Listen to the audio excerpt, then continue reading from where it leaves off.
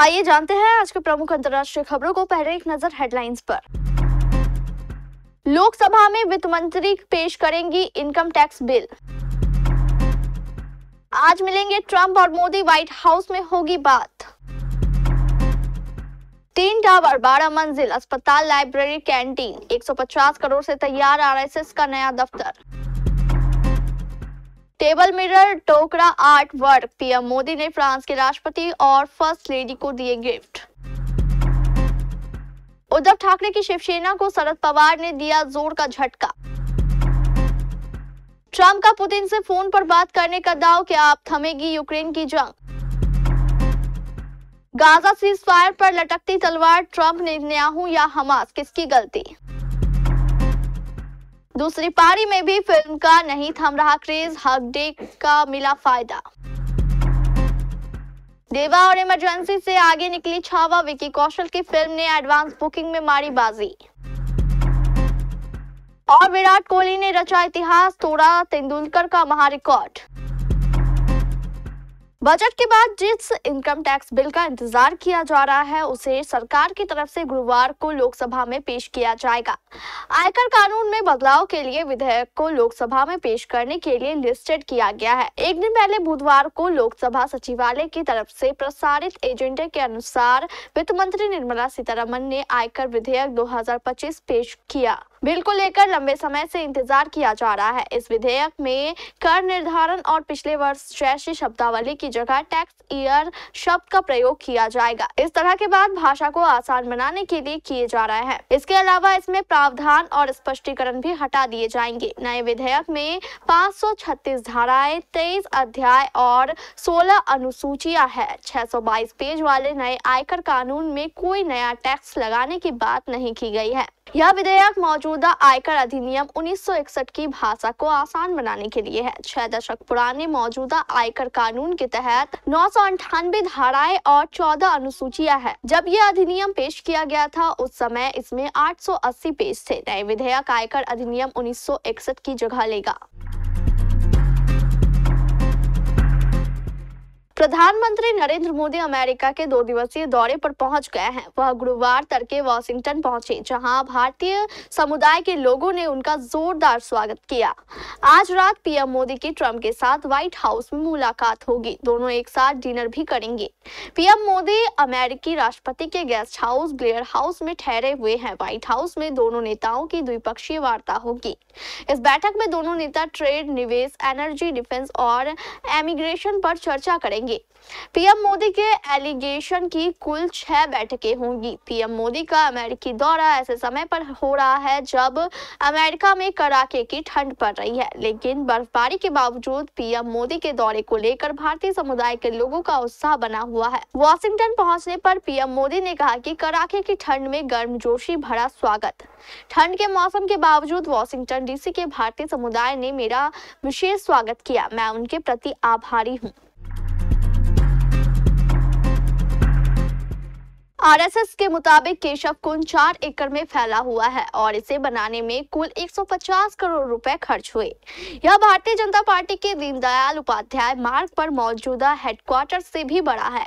संगठन के एक पदाधिकारी के मुताबिक इस मुख्यालय का निर्माण पूरी तरह से संघ के स्वयंसेवकों और इससे जुड़े लोगों के दान से किया गया है। करीब 75,000 लोगों ने 5 रुपए से लेकर लाखों रुपए तक का योगदान दिया ताकि यह मुख्यालय बन सके। इस मुख्यालय को गुजरात के आर्किटेक्ट अनूप दवे ने डिजाइन किया है, जो पहले भी गुजरात सरकार के कई प्रोजेक्ट से जुड़े हुए हैं। निर्माण कार्य दिल्ली की ऑफिशियल कंस्ट्रक्शन नामक कंपनी ने किया है, जो मुख्य रूप से मॉल, व्यापारिक परिसर और पार्किंग कॉम्प्लेक्स बनाती है। ये कंपनी इससे पहले विश्व हिंदू परिषद यानी VHP की धर्म यात्रा महासंघ बिल्डिंग और अन्य धार्मिक स्थलों के निर्माण में भी शामिल रही है। प्रधानमंत्री नरेंद्र मोदी ने फ्रांस के राष्ट्रपति एमेन्युएल मैक्रों को एक डोगरा आर्ट वर्क गिफ्ट किया है, जिसमें जड़ाऊ पत्थरों पर संगीतकारों को दर्शाया गया है। इसके साथ ही उन्होंने फ्रांस की प्रथम महिला को फूल और मोर की आकृति वाला हाथ से उकेरा गया चांदी का एक टेबल का आईना भी गिफ्ट किया है। डोगरा आर्ट छत्तीसगढ़ की एक मशहूर धातु ढलाई परंपरा है, जो भारतीय मोम तकनीक का उपयोग करके शिल्प कौशल को प्रदर्शित करती है। एजेंसी के मुताबिक अधिकारियों ने कहा कि यह इलाके की समृद्ध आदिवासी विरासत में शामिल है। इस कलाकृति में पारंपरिक संगीतकारों को गतिशील मुद्राओं में दिखाया गया है, जो संगीत के सांस्कृतिक महत्व को उजागर करता है। प्रथम महिला को दिया गया गिफ्ट राजस्थान की समृद्ध परंपराओं से जुड़ा हुआ है और ये उत्कृष्ट शिल्प कौशल और सांस्कृतिक विरासत का प्रतीक है। पवार ने उप मुख्यमंत्री एकनाथ शिंदे को एक समारोह में महाधिराज शिंदे राष्ट्रीय गौरव पुरस्कार से सम्मानित किया है। मंगलवार को दिल्ली के 98वें अखिल भारतीय मराठी साहित्य सम्मेलन के अवसर पर एकनाथ शिंदे को शरद पवार से पुरस्कार मिला।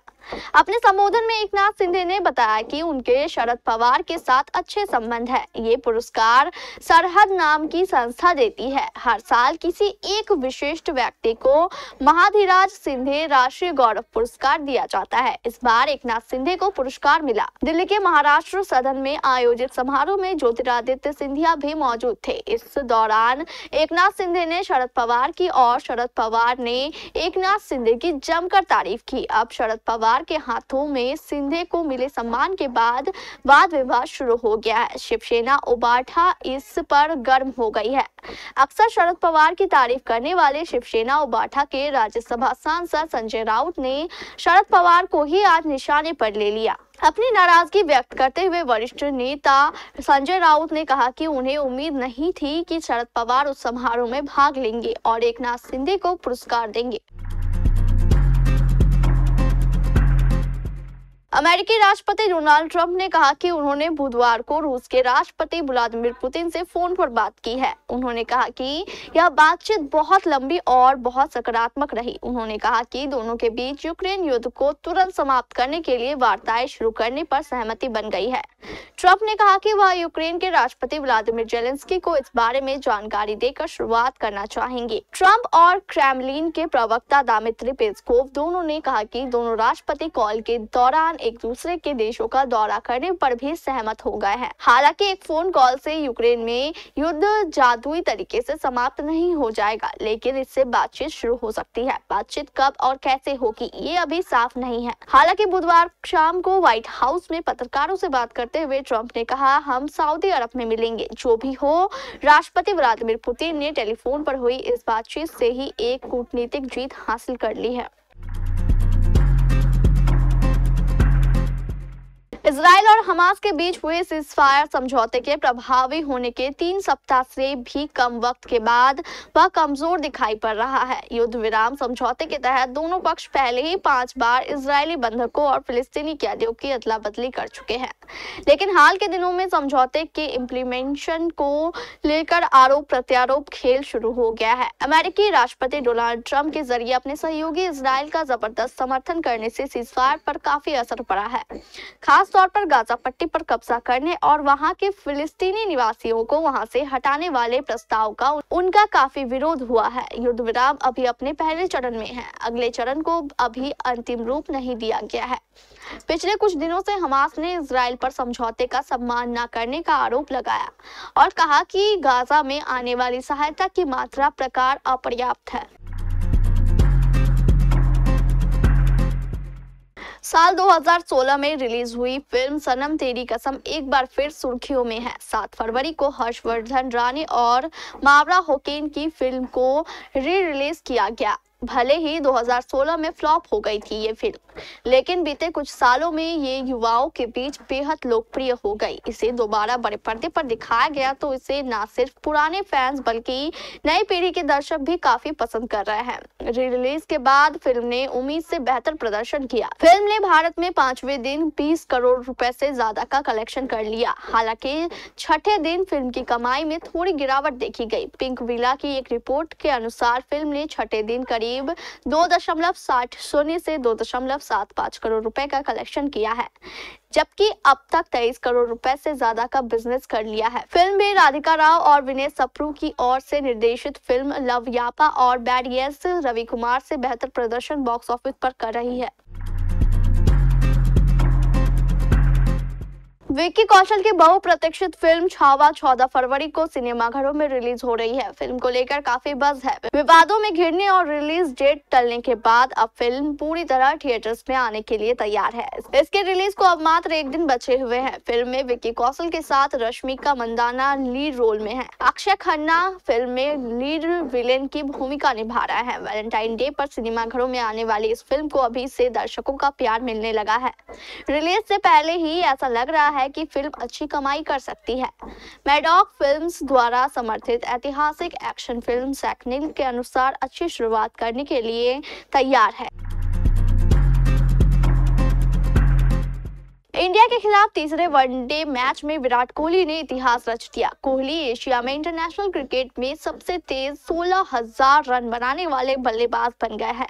ऐसा कर कोहली ने तेंदुलकर को पछाड़ दिया है। तेंदुलकर ने एशिया में 353 पारी में 16,000 इंटरनेशनल रन बनाए थे। वहीं कोहली ने 340वें पारी में इस कारनामे को अंजाम दे दिया।